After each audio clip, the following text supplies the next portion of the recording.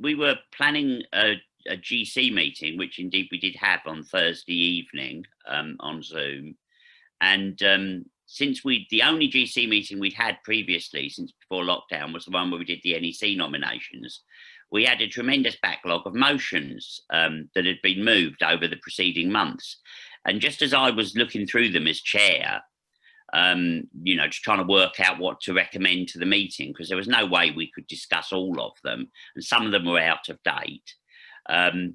I received the email from David Evans, and I read it, and I just thought it was daft, to be honest. I'd noticed the previous emails, but I hadn't paid too much attention to them, because it had never occurred to me that the General Secretary could tell me as a CLP chair what I could rule in or out of order. That's absurd.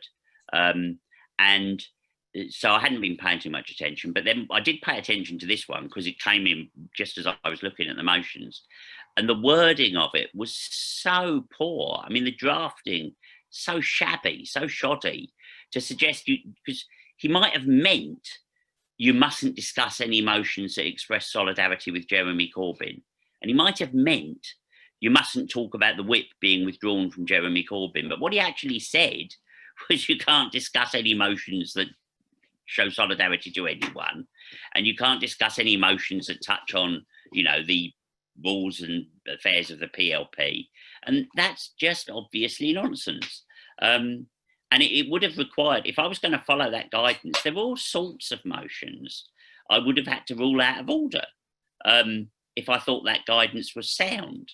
And I didn't think it was sound. So I wrote to the General Secretary explaining this and saying that I couldn't possibly follow the guidance. And that is my view as a CLP chair.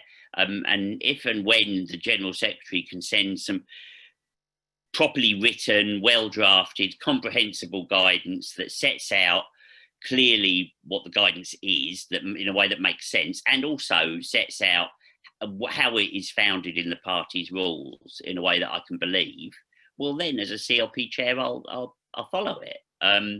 But he hasn't done that in any of his correspondence so far. So I made my position clear, and then we came to the meeting. There was a motion on the agenda which simply called for the previous 3 pieces of guidance to be rescinded. And a delegate moved an amendment to add a call for Jeremy Corbyn to have the whip restored.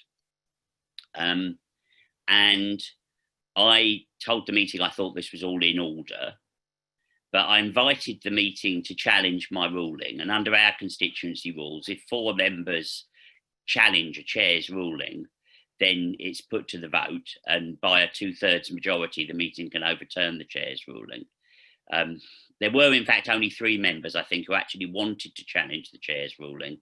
But in order to facilitate democracy, the secretary, who I believe agreed with my ruling, added his voice to those 3, so that there were 4 votes calling for a challenge to my ruling. And then the challenge was overwhelmingly defeated.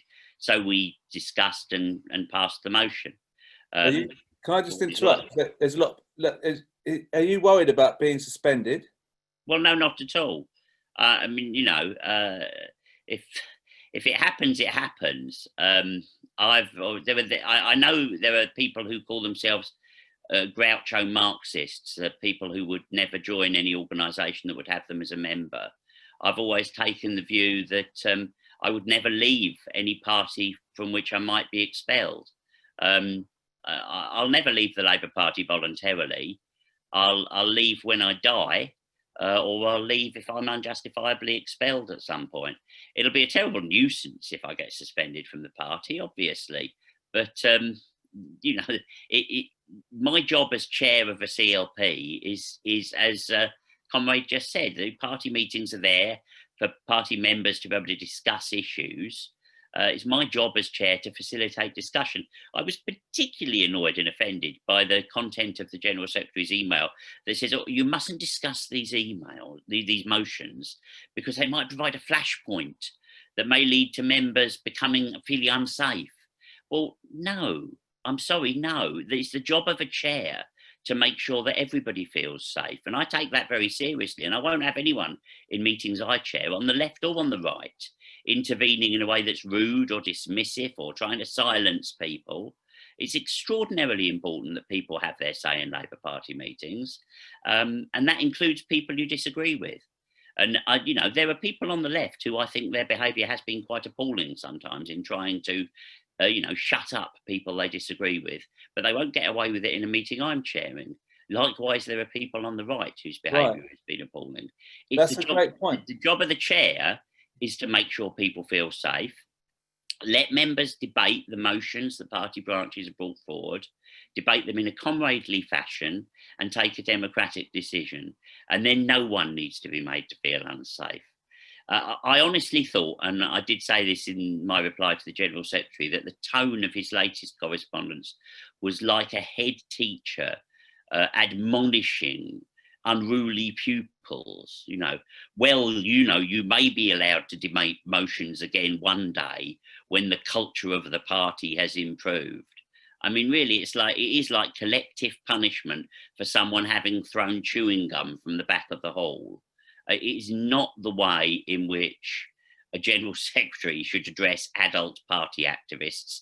Frankly, it's not a way in which a head teacher should address pupils, but that's by the by.